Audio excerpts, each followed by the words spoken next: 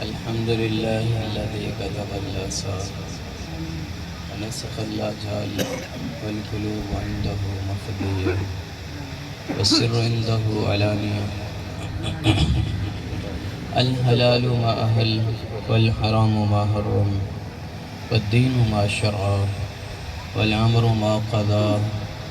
الخلق خلق والعبد عبد وهو الله الرؤوف الرحيم.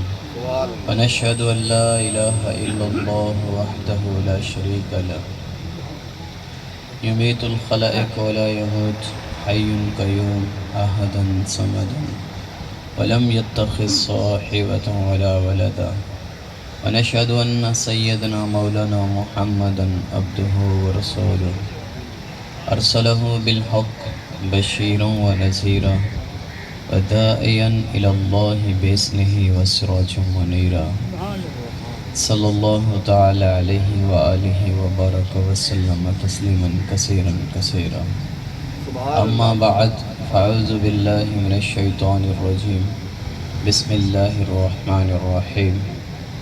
وقال تعالى أفحسبتم أنما خلقناكم عبثا وأنكم إلينا لا ترجعون.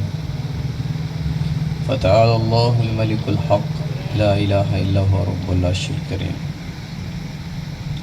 وقال النبي صلى الله تعالى عليه وآله وسلم يا أبا سفيان والله لتموتن ثم لتبعثن ثم ليدخلن محسنكم الجنة أو مسيكم النار أو كما قال صلى الله عليه وآله وسلم.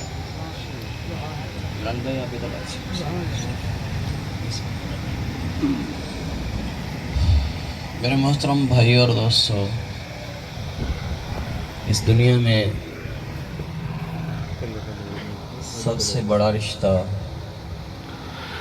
ماں کا ہے، جس کو اللہ نے اپنی محبت سے تشبیہ دی ہوئی ہے. جہاں بھی اللہ اپنی محبت کی بات کرتے ہیں تو ماں کو لے کے آتا ہے کہ تمہارا رب تمہاری ماں سے 70 گنا زیادہ محبت کرتا ہے. ماں جیسی محبت پھر 70 گنا. تو یہ رشتہ ہی ایسا ہے کہ اس میں سب سے زیادہ محبت، اور وہ محبت جس میں کوئی غرض نہیں ہوتی، ایسی محبت. ماں بچے کو جب پالتی ہے تو اپنے جذبات جو اللہ کی طرف سے ملتے ہیں ان کی وجہ سے پالتی ہے. ماں کو یہ نہیں ہوتا ہے کہ یہ بڑا ہوگا میری خدمت کرے گا. باپ کے دل میں یہ چیز آ جاتی ہے میرا سہارا بن سی ہوں، لیکن ماں جب پال رہی ہوتی ہے اس دوران وہ کہتی ہے انشاءاللہ میرا پوتر پل جائے. وہ ایک اخلاص ہوتا ہے، اس کی مثال دنیا میں کوئی نہیں ہے. تو بھائی اکبر صاحب کی والدہ محترمہ اللہ کے پاس چلی گئی. بہت صدمے کی بات ہے. اللہ تعالیٰ ان سے راضی ہو، ان کی قبر کو جنت کا باغ بنائے. جانے والا بھائیو چلا جاتا ہے، وہ اپنی منزل پہ پہنچ گئی. مسئلہ میری اور آپ کی ساتھ کا ہے کہ وہ تو چلے گئے، میں زندہ ہوں. اب مجھے اپنے موت کے لیے کیا کرنا ہے؟ یہ سب سے بڑا مسئلہ ہے زندہ رہنے والوں کی. اللہ تعالیٰ نے فرمایا الذی خلق الموت والحیات لیبلوکم ایکم احسن عملا. میں دیکھنا چاہتا ہوں کون سے میرے بندے ہیں جو مجھے راضی کر کے آتے ہیں. اسی لیے میں نے موت بھی بنائی، اسی لیے میں نے زندگی بھی بنائی. زندہ موجود ہوتے ہیں اور وفات پانے والا چلا جاتا ہے. ماں کی موت، باپ کی موت، بھائی کی موت، بہن کی موت، اولاد کی موت، دوست احباب رشتہ داروں کی موت، یہ سارے جنازے زندہ رہنے والوں کے لیے ایک سبق ہوتا ہے. اللہ اس لیے کہہ رہے ہیں میں نے موت اس لیے بنائی ہے کہ میں دیکھنا چاہتا ہوں تم کیا کرتے ہو. جو مر جاتا ہے اس کو تو کرنے کی بات چلی جاتی ہے.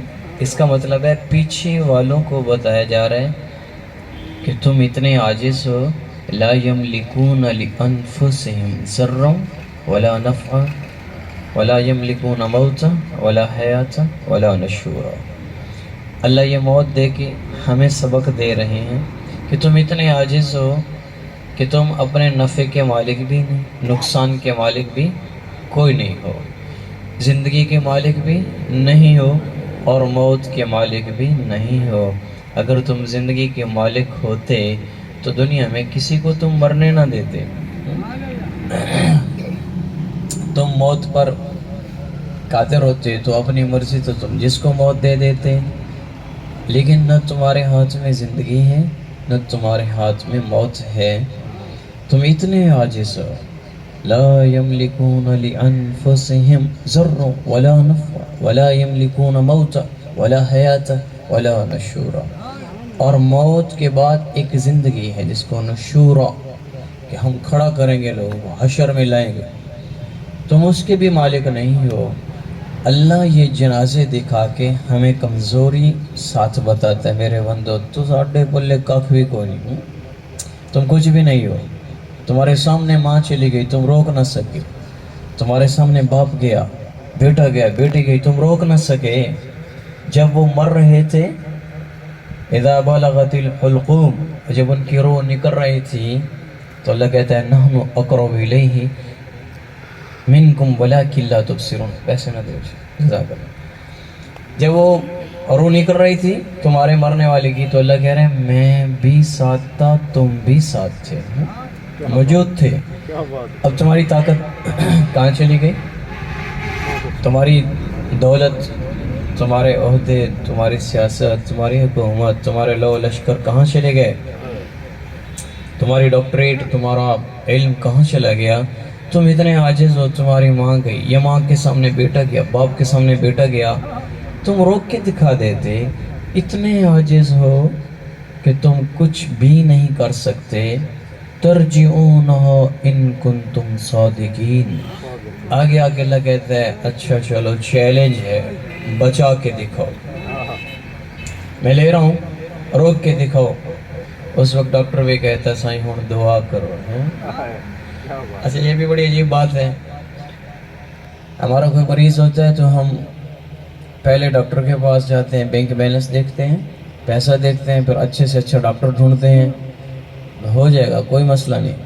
جب وہ ڈاکٹر کہتے ہیں نا ہوں کچھ نہیں ہوتا، اب کہتے ہیں جی دعا کرو، ہم خود کہتے ہیں یا اللہ ہوں تو چنگی کر، ڈاکٹر تو جواب دیتے ہیں نعوذ باللہ یہ شرک خفی ہے۔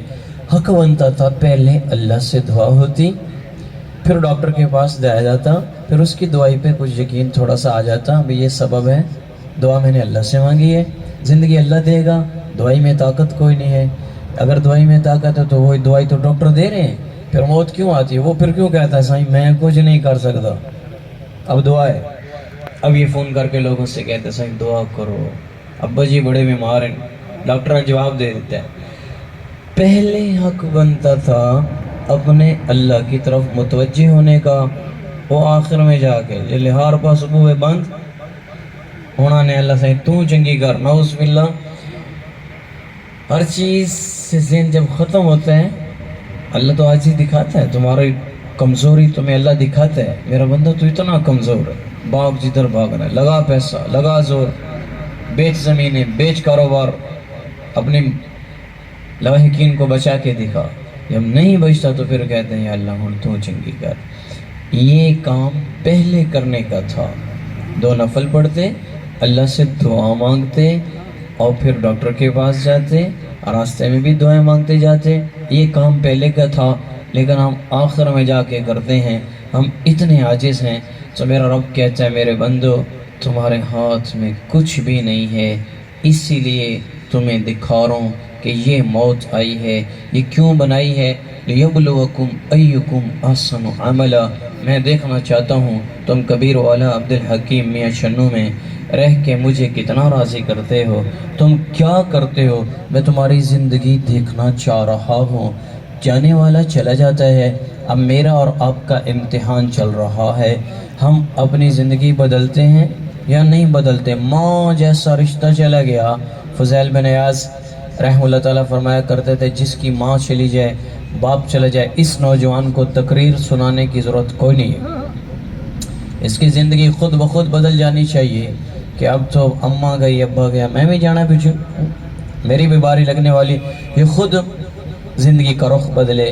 پر ہمارا دل اتنا سخت ہو گیا ہے، ماں مر جاتی ہے باپ مر جاتا ہے 3 دن کے بعد سب بھول بھلائیں ہو جاتی ہیں، کوئی موت کی تیاری نہیں، اندر سے باتیں نکل جاتی ہیں، چونکہ دنیا کا نظام ہی ایسے ہم پھنس گئے ہیں، کاروبار میں پیسے کمانے میں ہم لگے ہوئے ہیں، ہمیں سب بھول گیا ہے کہ مرنے کے بعد ایک زندگی ہے، اس اللہ کے سامنے کھڑا ہونا سب بھول گئے، دنیا میں رہ کے اللہ کو ناراض کر رہے ہیں۔ چند دن کی زندگی ہے، اس میں اپنے اللہ کو راضی کریں، واپس لوٹیں۔ یہ جنازے پیغام دیتے ہیں میرے بندو اپنے رب سے تعلق بنا لو، تمہارا رب تمہیں بھوکا نہیں چھوڑے گا، تمہارا رب تمہیں مرنے نہیں دے گا، جو اتنا بڑا رازق ہے، اتنا بڑا رزاق ہے کہ وہ تمہارا ایک چھوٹا سا پیٹ کیا نہیں پال سکتا، جو ہاتھی کو روزانہ بھوک مٹاتا ہے وہ بھی جنگل میں، جو ویل مچھلی جو سمندروں میں بڑی بڑی مچھلی ہیں ان کو روزانہ کھلاتا ہے اور وہ ہاتھی کو کھلاتا ہے، شیر کو تازہ گوشت اور روزانہ خون پلاتا ہے، ہرن اور بندر کو غذا کھلاتا ہے، خرگوش کو غذا کھلاتا ہے، ہوا میں اڑنے والے شہین کو غذا کھلاتا ہے، طوطے اور چڑیا کو کھلاتا ہے، رینگنے والے سانپ اور بچھوؤں کو کھلا دیتا ہے۔ اتنی بڑی باریک مخلوق کائنات میں پڑی ہے اور بڑی سی بڑی مخلوق روزانہ موجود ہے جو ان کا پیٹ پال لیتا ہے، تو بول میرا بندہ تیرا چھوٹا سا پیٹ جو 4 لقموں سے بھر جاتا ہے، کیا تیرا رب تجھے نہیں پال سکتا؟ تو غم نہ کر، تو پریشان نہ ہو، یبسط الرزق لمن یشاء ویقدر، تیرا رب ہے جس کا رزق چاہتا ہے کھولتا ہے، جس کا چاہتا ہے بند کر دیتا ہے، تو اپنے اللہ سے تعلق جوڑ، تیرا رزق تیرے رب کے ذمہ ہے، تیری روزی تیرے رب کے ذمہ ہے، وہ تجھے کہیں سے کھلائے گا، کہیں سے کھلائے گا، کبھی مشرق سے لیتا ہے، کبھی مغرب سے نکال دے، کبھی شمال و جنوب سے، کہاں سے چیزیں آتی ہیں، کون کھاتا ہے؟ سعودی عرب سے مٹھائی آئی، باولپور پہنچی، باولپور والوں نے میرے گھر ہدیہ کر دی، اسپین سے مچھلی آئی مولانا طارق جمیل صاحب کے گھر، انہوں نے اپنے ڈرائیور کو دی، جس کے ڈرائیور نے میرے گھر پہنچا دی، میں نے کھائی، میں نے دوستوں کو بلا کے کھلائی، میں حیران ہو گیا، واہ یا اللہ کتھے سپین، مولی شاہد جمیل تو نہ ہی سنیا صرف کوئی نہیں، کہاں سپین اور کدھر سے گھما کے تو نے مولی شاہد جمیل کو سپین کی مچھلی کھلائی، واقعی تو رزاق ہے۔ میرے بھائیو اللہ میرا آپ کا پیٹ پال دے گا، میری اور آپ کی آخرت کی محنت وہ میرے اور آپ کے ذمہ ہے۔ آج نیت کریں اپنے رب کو راضی کرنا ہے، اللہ کو راضی کرنا موت کی اصل میں تیاری ہے اور کچھ نہیں، اللہ کو منا لینا، اس کے رسول کے طریقوں کو زندہ کر لینا، یہی موت کی تیاری ہے کہ میرا رب مجھ سے راضی ہو جائے۔ چھوٹی سی زندگی ہے، 60 سال 70 سال پتہ ہی کوئی نہیں چلتا۔ موسیٰ علیہ السلام کے پاس ایک بڑی آئی، کہنے گا موسیٰ دعا کر، میرے بچے چھوٹے چھوٹے مر جاتے ہیں، اللہ سے دعا کر میرے بچوں کی عمر لمبی ہو جائے۔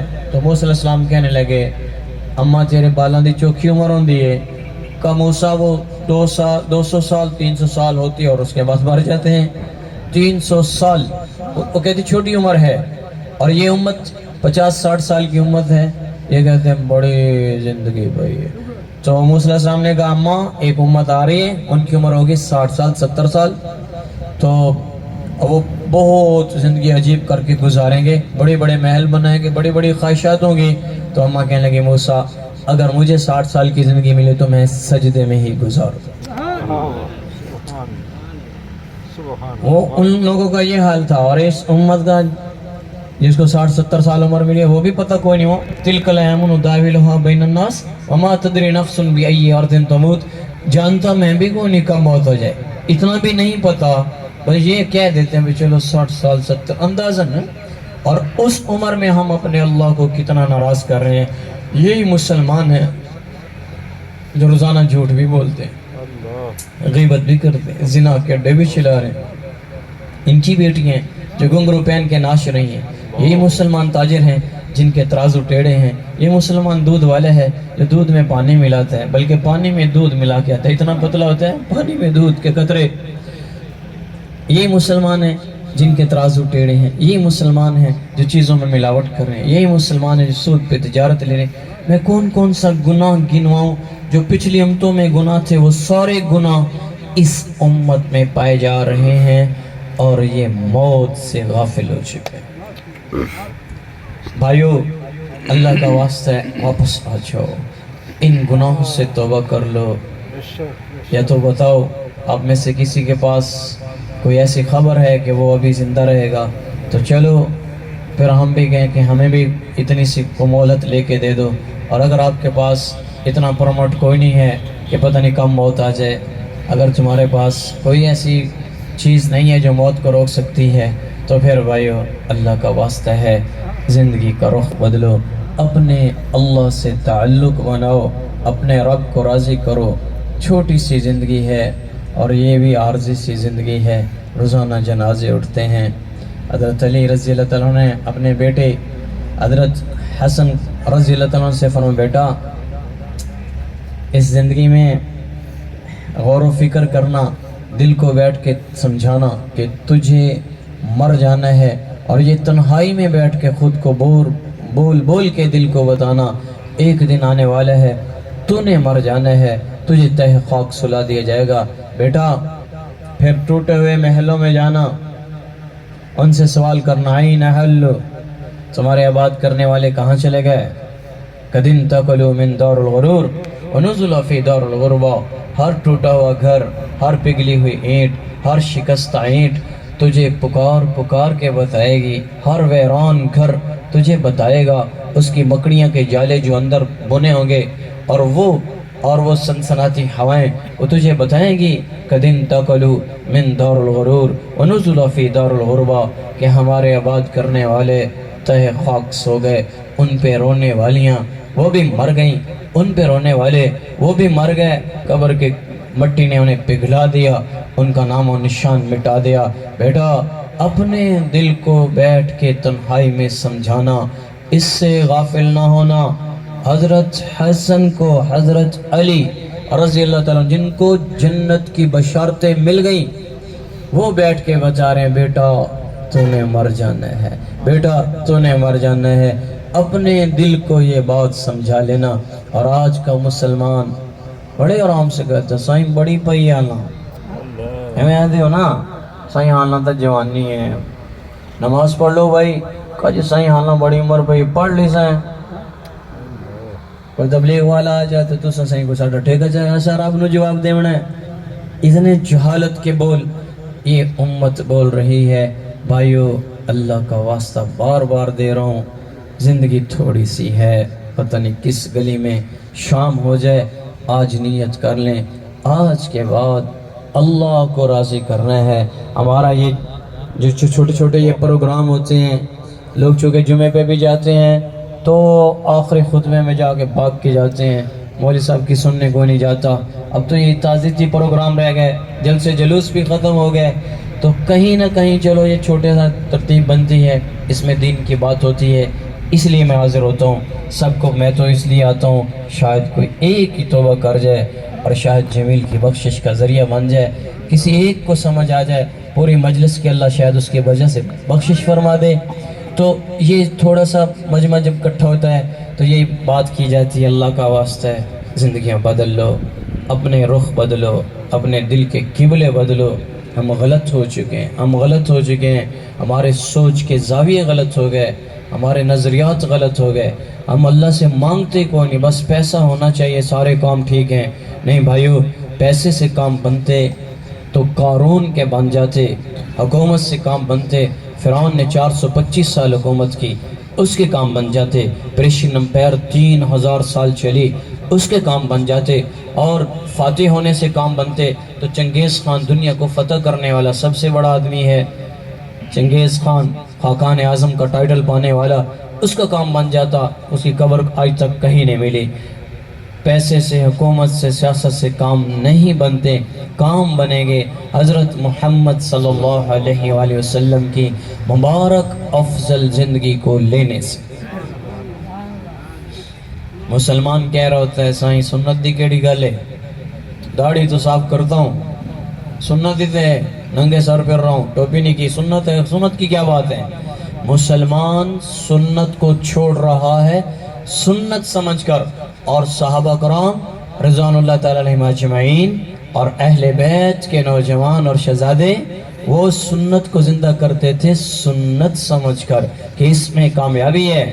آج کا مسلمان کہتا ہے کوئی گل نہیں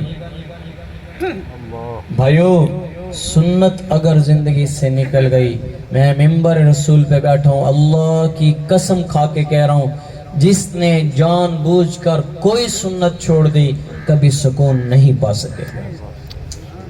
اللہ نے شرط لگا دی، قربان جاؤں میں اللہ پر۔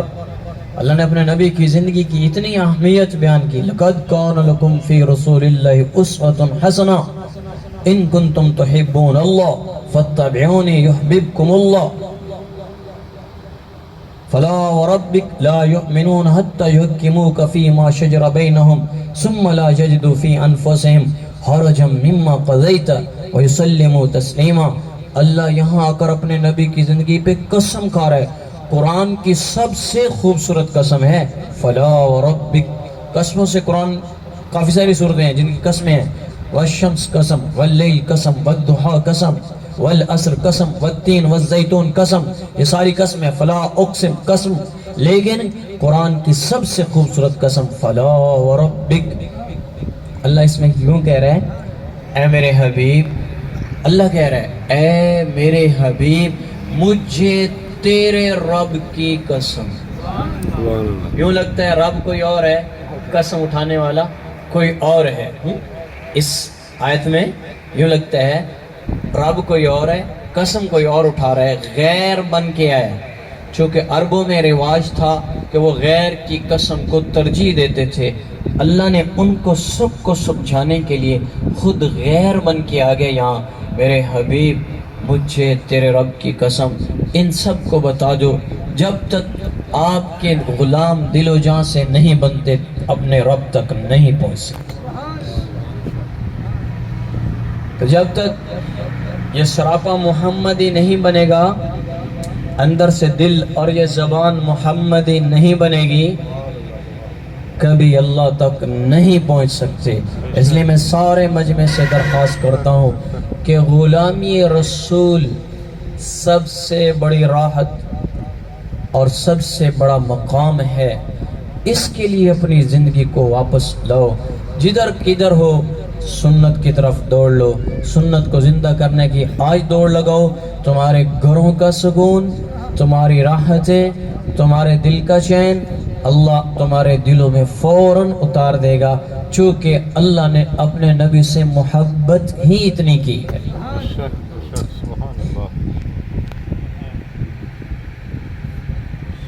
بھائیو، کتے کے پاؤں چومے اس نے، پائے سک بسید مجنو خل کے پرسد کی چسود۔ کتے کے پاؤں چومے مجنو نے، لوگوں نے کہا رے دیوانے کیا کرتا ہے؟ تو کہنے لگا ای سگے در کوئے لیلا گاہے گاہے رفتہ ہود، یہ کتا کبھی کبھی لیلا کی گلی سے گزرتا ہے، عشق یہاں تک پہنچا دیتا ہے، اور ہم بڑے آرام سے کہتے ہیں ہم غلام محمد ہیں جی، ہمارا نبی زندہ باد، ہمارے نبی کی زندگی زندہ باد، ہم غلام رسول صرف زبان تک ہیں۔ کیا میرا سر سے لے کر پاؤں تک زندگی میرے نبی کے طریقے پہ ہے؟ اور اگر نہیں تو سب سے بڑا منافق میں خود ہوں، کہ اپنے نبی سے منافقت کر رہا ہوں، زبان سے کچھ کہتا ہوں، کوئی داڑھی رکھنے کی بات کرے تو صحیح بڑا اوکھا کام ہے، تو پتہ چلا دل میں عشق رسول کوئی نہیں ہے، صرف زبان ہے۔ سچ بولنے کی باری ہے تو بڑا مشکل کام ہے بھائی، نہیں ہوتا، سچ نہیں بولا جاتا، تو پتہ چلا دل کچھ اور ہے، زبان کچھ اور ہے۔ اس لیے غلامی رسول میں آؤ،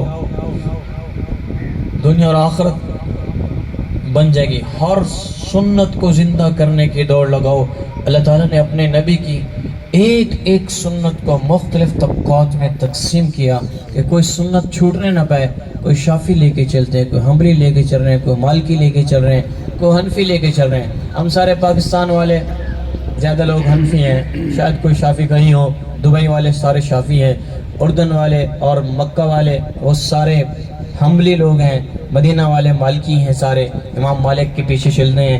تو ہر سنت کسی نہ کسی جگہ پر اللہ نے کہیں نہ کہیں اپنے نبی کی زندگی کو زندہ رکھا ہوا ہے کہ اس رسول کی کوئی زندگی، کوئی ادا ایسی نہیں ہے جو چھپ گئی ہو. میں نے اپنے نبی کی ہر زندگی کو ہر دور میں، ہر شعبے میں زندہ رکھا ہے. ہم اس رسول کے غلام ہیں. تو اپنے نبی کی مبارک افضل زندگی کو عام کرو، ہر جگہ، ہر بازار میں، ہر شعبے میں اپنے نبی کی سنتوں کو عام کرو. سنت زندہ ہوگی تو ملک پاکستان کے حالات ٹھیک ہوں گے. میں نے یہ بات پارلیمنٹ میں ایک رجسٹر مجھے پکڑایا گیا جس میں وزٹر صدر آتے ہیں، آؤٹ آف کنٹری کے جو پریزیڈنٹ آتے ہیں، تو اس پہ کچھ نہ کچھ لکھتے ہیں. تو لائبریری نے مجھے بھی وہ رجسٹر دے، مولانا صاحب آپ اگر یہاں کچھ لکھنا چاہتے ہیں تو لکھ دیں. تو میں نے وہاں بھی یہ جملہ لکھا کہ سنت رسول میں ساری دنیا کی کامیابی ہے. جس نے سنت کو زندہ کر لیا وہ اللہ کے ہاں مقام پا جائے گا. اور حکمرانوں سے درخواست کرتا ہوں امیر المؤمنین عمر بن خطاب رضی اللہ تعالیٰ عنہ کی زندگی کا مطالعہ کریں. یہ آج بھی فقیر کے لفظ وہاں بھی لکھے ہوئے ہیں. میں مجمع سے بھی کہا کرتا ہوں اللہ کا واسطہ ہے، سنت کو اہمیت دو گے اللہ کے ہاں عزت والے ہو جاؤ گے. سنت کو تم نکالو گے اللہ کی نظروں سے گر جاؤ. اللہ نے اپنے نبی کو حبیب بنایا. حبیب، اور عربی میں حب کہتے ہیں دانے کو، حبیب نکلا ہے دانے سے، ٹھیک ہے. حب دانے کو کہتے ہیں. اور دانے کی خاصیت آپ سب جانتے ہیں. ایک گٹلی آم کی لگاؤ پودا لگے گا اور اس پہ آم لگیں گے، پھر ان گٹلیوں کو لگاؤ، پھر باغات بڑھتے جائیں گے. دانے کی خاصیت ہے کہ یہ بڑھتا ہے. ایک گندم کا دانہ لگاؤ، 7 بالیاں نکلتی ہیں، اس پہ سٹیاں لگتی ہیں، 7 بالیوں پہ 7 سٹیاں، اور ہر سٹی میں 100 دانے، 700 دانے. ان کو کاشت کرو، بڑھتی جائے گی، بڑھتی جائے گی، بڑھتی جائے گی. اس کو کہتے ہیں حبیب. اللہ نے اپنے نبی صلی اللہ علیہ وسلم کو حبیب بنایا کہ میرے نبی کی محبت آج بھی اور قیامت تک روزانہ بڑھتی چلی جا رہی، بڑھتی چلی جا رہی، بڑھتی.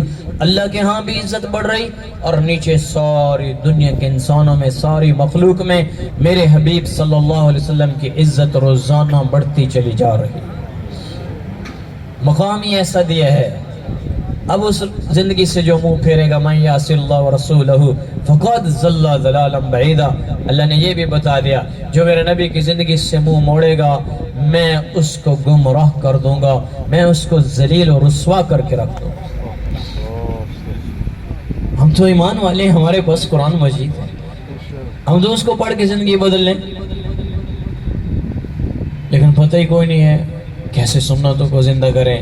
بھائیو، جو رسول میرے لیے، آپ کے لیے ساری ساری رات مصلی پہ تڑپے، جنہوں نے اپنی اولاد کو نیزے پہ چڑھتا دیکھ کے پھر بھی فرمایا کوئی بات نہیں، دین پاکستان پہنچے، آل محمد لگتی ہے لگ جائے صلی اللہ علیہ وسلم. جن کے گھر میں 2 ماہ چولہا نہ جلا، 2 ماہ چولہا کو نہیں جلا، 9 گھر موجود، چولہا کو نہیں جلتا. کتنے مہینے؟ 2 مہینے، 2 دن نہیں، 2 گھنٹے نہیں، 2 مہینے. میرے نبی کے گھر 2 ماہ چولہا کوئی نہیں جلتا تھا. اتنی آپ امت کے لیے یہ اختیاری فقر تھا، تسلی دینے کے لیے. کوئی فقیر ہے کبیر والا 12 میل چوپڑاٹا میں تو ظلم نہ کرے، بلکہ اپنے نبی کا گھر دیکھے کہ اس کے نبی کے گھر 2 ماہ کچھ بھی نہیں پکا. کھجور ستو پانی، ان چیزوں پہ گزارا ہو رہا ہے. یہاں شام کو سبزی لے کے گھر نہ جاؤ تو بیوی سلواتیں سناتی ہے. کیا کیا ہے ہمارے لیے؟ ایک وقت کی جوڑا نہ لے کے دو ایک فنکشن کا تو وہ کہتی ہے ہمارے لیے کیا کیا ہے. اور ادھر دیکھو میرے نبی کے 9 گھر ہیں اور 9 گھروں میں سے 2 ماہ چولہا کون جل رہا. 3 دن تک پیٹ میں ایک لقمہ نہیں گیا. 3 دن تک بھوکے مسلسل. صرف میرا نبی نہیں، میرے نبی کی اولاد جو حضرت فاطمہ سے چلی رضی اللہ تعالیٰ عنہ سے، اور بچے علی کے، علی بن ابی طالب جو ایک ہاتھ سے خیبر کے دروازے کو اٹھا کے وہ مارتا ہے، ایک وار کر کے عمر بن عبد جیسے پہلوان کے یہاں سیدھا 2 ٹکڑے کر دیتے ہیں. اتنا طاقتور شاہ سوار. میرے نبی گھر گئے, دونوں بچے نڈال ہوئے پڑے ہیں. آپ نے فرمایا بیٹی میرے بچوں کو کیا ہوا ہے؟ یا رسول اللہ انہوں نے 3 دن سے کچھ نہیں کھایا. تھوڑا سا آگے ہو جائے بھائی, ساتھ تھوڑا آگے, یہ خالی جگہ پر کر لیں, پیچھے چلو لوگ بیٹھ جائیں. کہ یا رسول اللہ میرے بچوں نے, آپ کے بچوں نے 3 دن سے کچھ بھی نہیں کھایا. بچوں کو کہاں سے کھلاؤں؟ اس لیے تو میرا وکیل جھوٹ بول رہا ہے. بچوں کو کہاں سے کھلاؤں؟ اس لیے تو تاجر زیادتی کر رہے ہیں. بچوں کو کہاں سے کھلاؤں؟ اس لیے تو باغ میں پھل منڈی میں بھیجنے والا پیٹی میں 2 نمبر پھل ڈالتا ہے داغ والے. بچوں کو کہاں سے کھلاؤں؟ اسی پہ تو ریڈی والا بھی شاپر میں چپکے سے گندے پھل ڈال دیتا ہے. بچوں کو کہاں سے کھلاؤں؟ اسی پر تو دودھ والا پانی ملا رہا ہے. بچوں کو کہاں سے کھلاؤں؟ اسی پر تو تاجر ظالم ہوا بیٹھے ہیں. بچوں کو کہاں سے کھلاؤں؟ اسی لیے تو ڈاکٹر طبیب ہونے کے بجائے کاروباری بن گئے, تاجر بن گئے. بچوں کے لیے ہم ایک لمحے کی تھوڑا سا سٹیٹس لیول نہیں ہونے دیتے. بچے کا کھانا اس مقدار کا اتنا ہونا چاہیے, ایسا ہونا چاہیے. وہ تھوڑا سا نیچے آئے تو ہم رشوت کی طرف بھاگتے ہیں, سود کی طرف بھاگتے ہیں, ادھار لیتے ہیں, اپنے بچوں کے وقت کو اعلیٰ قسم کا پاس کروانا چاہتے ہیں. ادھر دیکھو 2 جہان کے سردار کی سردار اولاد جو جنت کے نوجوانوں کے سردار ہیں, 3 دن گزر چکے ہیں اور ان کے پیٹ میں ایک لقمہ نہیں گیا. اور علی بن ابی طالب پہ کوئی کیس نہیں. علی نان نفقہ نہیں کھلا رہا تو تجھ پہ کیس ہونا چاہیے. کبیر والا کی عدالت بری ہوئی ہے نان نفقے کے لیے. علی تجھ پہ بھی کیس ہونا چاہیے کہ تو بچوں کو کھلا کیوں نہیں رہا, میری بیٹی کو بھوکا مار رہا ہے. نہیں, اللہ کے نبی کو پتہ ہے علی میرے کام میں لگے ہیں اور اس کام پر بیوی بچے سب قربان.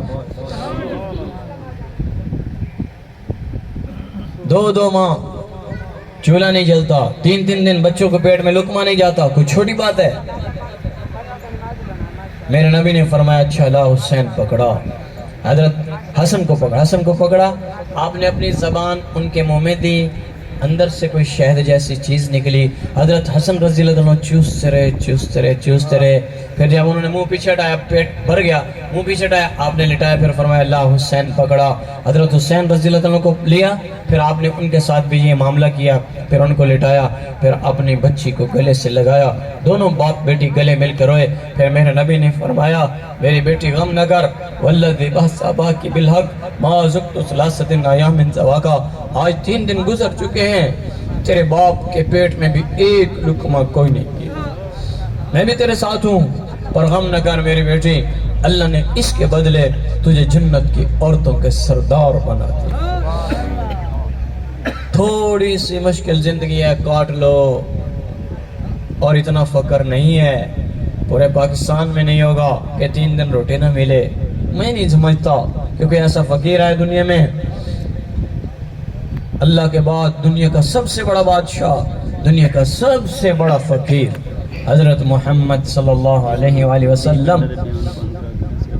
صرف امت کو تسلی دینے کے لیے میرے نبی نے یہ سب کچھ کیا کہ کوئی ظالم نہ بنے, کوئی چوری نہ کرے, کوئی ڈاکہ نہ ڈالے, کوئی قتل نہ کرے, کوئی پیسے لوٹ مار نہ کرے. تھوڑی سی زندگی گزار لے تنگی میں, آگے جا کر اس کے لیے میرے امتی کے لیے راحتیں ہمیں نمونہ بن کے آئے اور امت کو سبق سکھایا کہ تمہارا نبی اتنے صدمات تمہارے لیے برداشت کر کے گیا ہے. تو میرے محترم بھائیوں, میں سب سے درخواست کر رہا ہوں, اللہ کا واسطہ دے رہا ہوں, آج نیت کر لو, سنتوں کو زندہ کرنا ہے, بہترین راستہ ہے. دیکھو بھائیوں, میرے چہرے پہ داڑھی, حضرت کے چہرے پہ داڑھی, یہ چند لوگ بیٹھے ہیں, بھائی صادق صاحب, یہ چند لوگ داڑھی والے, کیا یہ کھاتے نہیں ہیں؟ کیا یہ پیتے نہیں ہیں؟ یا کیا لوگ ان کی عزت نہیں کرتے؟ یا کیا بیوی ان کو شور نہیں مانتی؟ کیوں میرے نبی کی سنت کو ذبح کرتے ہو؟ چہرے پہ سنت سجا لو, یہ زہری سنت ہے. تم زہری شکل بنا دو, دل اللہ بنا دے گا. میں نے ایک وکیل سے کہا, وکیل صاحب داڑھی رکھ لو, صحیح کی کریے, سارا دن جھوٹ بولندے ہیں. میں نے کہا اس کا مطلب ہے آپ جھوٹ ہی نہیں چھوڑنا چاہ رہے. میں داڑھی رکھ لوں گا, جھوٹ نہیں بولوں گا, اس کا مطلب آپ گناہ اگلا بھی نہیں چھوڑنا چاہ رہے. تو اس لیے اپنے چہرے کو محمدی بنا لو تاکہ آپ کی زہری زندگی بدلے گی اللہ باطن بنا دے گا. یہ اللہ کو اپنے نبی کی زندگی سے عشق بڑا ہے. موسیٰ علیہ السلام کے مقابلے میں آئے جادوگر 70,000 اور انہوں نے لباس وہی پہنا جو موسیٰ علیہ السلام کا لباس تھا. فرعون نے مقابلے کے لیے کھڑے کیے. ان سب نے وہ لباس پہنا ہوا جیسا موسیٰ علیہ السلام نے پہنا ہوا تھا. تو اللہ تعالیٰ نے موسیٰ علیہ السلام نے اپنا عصا ڈالا, انہوں نے رسیوں کو جادو سے سانپ بنایا. موسیٰ علیہ السلام نے اپنا عصا پھینکا تو وہ یکدم اچانک وہ سانپ بنا اور سارے سانپوں کو کھا گیا. اور تھوڑی دیر کے بعد پھر ہاتھ لگایا تو پھر وہ عصا بن گیا. تو سارے کہنے لگے قالوا آمنا برب العالمین رب موسیٰ و رب ہارون. وہ سارے فوراً ایمان لے آئے, مسلمان ہو گئے. تو موسیٰ علیہ السلام کہنے لگے اللہ اے کیے, وہ تیرے بھی دشمن میرے بھی دشمن, اور آپ نے سب کو ہدایت دے دی ہے اور جنت والا بنا دیا. تو اللہ نے فرمایا موسیٰ مجھے شرم آئی کہ یہ میرے نبی کا لباس اس کی نقل میں پہن کے ہیں اور اس لباس میں ان کو جہنم میں ڈال دوں, اس لیے میں نے سب کو ہدایت دے کے جنت والا بنا. وہ تو موسیٰ علیہ السلام کی نقل کر کے تم محمد صلی اللہ علیہ وسلم جیسی صورت بناؤ تو کیا میرا رب اتنا ظالم ہے نعوذ باللہ کہ تمہیں ایسے ضائع کر دے گا؟ نہیں بھائیو, تم ظاہر بنا لو, تمہاری زندگی کو خوبصورت میرا اللہ بنا دے. ہر سنت کو ہر شعبے میں زندہ کریں, گھر میں, دکھ میں, سکھ میں, کاروبار میں, تجارت میں, ذمہ داروں میں, جہاں جو سنتیں ملتی جائیں آپ ان کو زندہ کرتے جائیں. اور اپنے نبی جیسے اخلاق, اپنے نبی جیسے میٹھے بول بولنے کی کوشش کریں کہ میٹھا بول دنیا میں سب سے زیادہ طاقتور ہے. اتنی تلوار طاقتور نہیں جتنے زبان کے میٹھے بول میں طاقت. اپنے بول میٹھے کریں, کسی کو گالی نہ دیں, کسی پہ زیادتی نہ کریں, کوشش کریں خاموش. کوئی زیادتی کرتا ہے خاموش ہو جاؤ, معاف کر دو, یہ بہت بڑا عمل ہے. اور اپنی زبان سے سچ بولیں, جب بھی بولیں شیریں بولیں, زہریلا نہ بولیں, قبر سانپ کی زبان نہ ہو, مسلمان کی زبان ہو, اچھے اخلاق ہوں. ان العبد لیدرک درجہ درجۃ قائم اللیل وصائم النہار, راتوں کا تہجدگار دن کے روزے دار سے اوپر نکلتا ہے. صحابہ کہنے لگے کون؟ آپ نے فرمایا بے حسن خلق ہی, جس کے اخلاق اچھے ہو. دلوں کو وسیع کر دو, سب کو دعا دو, سب سے میٹھا بولو. اور باہر تو ہم چلو میٹھا بول لیتے ہیں, او مولانا صاحب, او شیخ صاحب, او چور صاحب, گھر داخل ہوتے ہی ہم فرعون بن جاتے ہیں. گھر میں بھی اچھے اخلاق, بیوی سے محبت, ماں باپ کی قدر ہو, ان کی خدمت, ان کی اہمیت دلوں میں ہو. میرے نبی نے فرمایا جس نے ماں باپ کو صبح سویرے اٹھ کے دیکھ لیا محبت سے, نہ سلام کیا, نہ کلام کیا, نہ بات چیت کی, کچھ بھی نہیں, صرف ایسے نظر پڑی تو دل میں محبت آئی ماں باپ کی, اس شخص کے لیے جنت کے 8 دروازے کھل جاتے ہیں اور اس کو 2 حج اور عمرہ قبول کا اجر ملتا ہے. یہ ماں باپ کے لیے کتنی پیارے مفت دی بات. گھر میں ہماری اکثر لوگ پیروں کے پاس پہنچتے, بھائی وہ ٹینٹ گر گیا اس کا خیال کرو, اور لوگ پیروں کے پاس بھاگتے ہیں. میں کہتا ہوں سب سے بڑے پیر تو تمہارے گھر ہیں, ان کی تو قدر نہیں کرتے, باہر دھکے کھا رہے ہو. ماں باپ کے پاس دعائیں لے لو, ان کی قدر کر لو, ان کے پاس بیٹھو, ان کی خدمت کرو. اللہ تمہیں دنیا میں بھی آخرت میں بھی عزت عطا فرمائے گا. ماں باپ ایسا بڑا رشتہ ہے. میرے نبی فرمایا کرتے تھے کاش میری ماں زندہ ہوتی, چونکہ 6 سال کے تھے جب والدہ کا انتقال ہو گیا. ولد یتیمن, باپ پہلے سے رخصت ہو گئے, ماں کے پیٹ میں تھے تو باپ رخصت ہو گئے, تو 6 سال کی عمر میں ماں رخصت ہو گئی. پھر آپ بعد میں فرمایا کرتے تھے کاش میری ماں زندہ ہوتی. اور ادھر سے کھڑکی کھلتی, عشاء کی نماز کے لیے مصلی پہ امامت کی حالت میں سورۃ فاتحہ شروع کر چکا ہوتا, اور کھڑکی سے میری ماں کہتی بیٹا محمد, تو میں نماز توڑ کے کہتا جی میری ماں. امت کو بتایا کہ ماں باپ کتنی بڑی اہمیت والے ہیں. تو میں سب سے درخواست کرتا ہوں آج نیت کریں, ماں باپ کی قدر کرنی ہے. بیویوں سے محبت, بیوی سے زیادتی نہ کرو, کسی کی بیٹی کو گھر میں لے عزت دو. ظلم نہ کرو، زیادتی نہ کرو، اس سے پیار محبت سے بات کرو. عورت ذات ہے، ٹیڑھی ہے اور کمزور ہے. ہم اسے کہتے ہیں میں یہ کر دوں گا، وہ کر دوں گا. وہ گاما پہلوان تھا 1960-66 کی دہائی میں، لاہور انارکلی میں سبزی لینے کے لیے آیا. تو سبزی والے سے کوئی گڑبڑ ہوئی، اس نے وہ 1.5 کلو والا بٹا اٹھا کے مارا، سر میں لگا، زخم ہوا، خون نکلا. تو میں نے اتاری اپنی پگڑی اور اس کو زخم پہ باندھی، چل پڑا. تو لوگوں نے کہا تو ڈوڈو پہلوان. ان کوئی گل بھی نہیں کی تھی. اس نے کہا ماڑے نال کی لڑنا، ماڑے نال کی لڑنا. میرا اس کو کوئی جوڑ تھا، میں تو اٹھا کے اسے پھینک دیتا، لیکن میرا اس کو کوئی جوڑ تھا. تو عورت کمزور ہے، اس سے کیا لڑنا ہے، اس پہ کیا ہاتھ اٹھانا ہے. درندگی. اپنے ہاتھوں کو، اپنی زبان کو، بیویوں سے بچائیں. یہ وہ رشتے ہیں جنہوں نے تمہیں گناہ سے بچایا ہے. بیوی وہ رشتہ ہے جو تمہیں گناہ سے بچاتی ہے. لوگ کہتے ہیں ماں کی محبت، بہن کی محبت، بھائی کی محبت، محبت اپنی جگہ پر، لیکن کیا وہ سارے رشتوں سے یہ محبت حاصل کر سکتا ہے؟ کبھی نہیں، جو بیوی سے حاصل کر. تو اپنی بیویوں کو عزت دو، دعا آپ نے کروانی ہے. اپنی بیویوں کو عزت دو. کسی کی بیٹی، میری 4 بیٹی ہیں، ایک بیوی سے 3 بیٹی ہیں، دوسری سے 1 بیٹی. ابھی وہ میں نے ابھی شادی کی.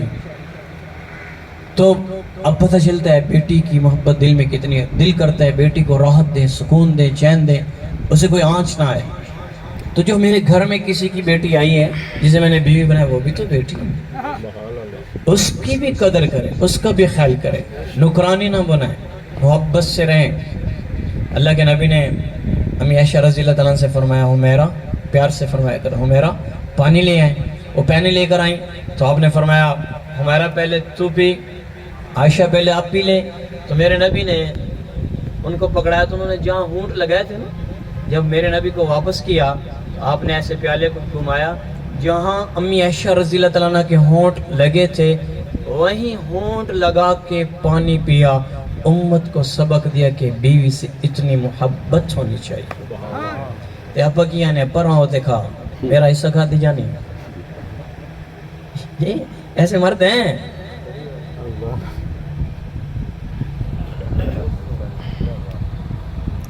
عزت تو. کل میری بیوی ایک 4 پیسے ہم کٹھے بیٹھے تھے، ادھر اتر گئی، جوتی ادھر پڑی تھی، میرے قریب تھی، میں نے اٹھا کے ادھر دے دی.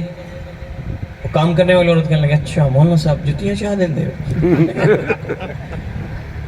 عجیب معاشرہ ہے. زنا کو تسلیم کرتے ہیں، نکاح کو تسلیم ہی نہیں کرتے. بڑی بیوی کو گلے مل کر ہو رہی، تو آپ کے شوہر نے شادی کر لی، وہ کٹھیاں بیٹھی ہیں دونوں ایک ساتھ، ایک گھر میں ایک کمرے میں گپ شپ، وہ سب ساتھ کٹھی ہیں. معاشرے کی بات کرو، عورتیں آگے یوں، او بھائی اللہ کا واسطہ ہے، متعلقہ بیوہ عورتیں بیٹھی، ہم سے کون شادی کرے گا؟ نکاح کرو، سنت کو زندہ کرو. مفتی طارق مسعود صاحب فرمایا کرتے ہیں اگر میں وزیر اعظم بنتا تو سب کی 4 شادیاں کرواتا. کہ زنا سے بچنے کا راستہ اللہ نے تبلیغ نہیں، خانقاہ نہیں، جہاد نہیں، زنا سے بچنے کا راستہ قرآن میں اللہ نے جب بھی بتایا نکاح بتایا. جڑے روزے رکھو، جڑی خانقاہ بہ جاؤ، جتنے مدرس بن جاؤ، جتنے تقوی والے ہو، جب تک نکاح نہیں کرو گے زنا سے نہیں بچ سکتے. کچھ مردوں پہ نکاح فرض ہوتا ہے، کچھ کے لیے مستحب ہے، کچھ کے لیے سنت ہے. یہ اپنی اپنی کیفیات ہیں، ان کیفیات کو سامنے رکھ کے نکاح کرو. کوئی بیچاری متعلقہ کوئی گھر نہیں بنتا، وہ گھر بیٹھ جائے تو اسے کوئی لینے کو تیار نہیں. پوچھ دیں تحقیق طلاق کیوں ہوئی ہے، یہ گلنا چیک کرو. کوئی بیٹی ماں باپ کے گھر ہے، میں اس کا ذمہ دار نہیں ہوں، میرے نکاح میں آئے گی اس کے بعد میں اس کا ذمہ دار ہوں. تو میں لگ جانا. ہم میرے نبی نے فرمایا دین ضرور دیکھو، مال نہیں، حسن نہیں. وہ یہودی دیکھتے ہیں، عیسائی دیکھتے ہیں، مسلمان نکاح سے پہلے عورت کا دین دیکھتا ہے. دیندار ہے قبول کرو، مرد دیندار ہے قبول کرو.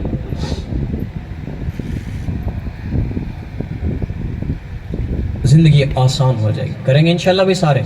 یہی میرے نبی کی زندگی جو میں آپ کو سنا رہا ہوں. میرا آگے کہیں ابھی بیان ہے، دعا بھی کرنی ہے، کروا دیں. سارے ساتھی صورت فاتح پڑھیں، صورت اخلاص. اور حضرت جی نے کوئی وہ چندہ کے لیے کہہ رہے ہیں.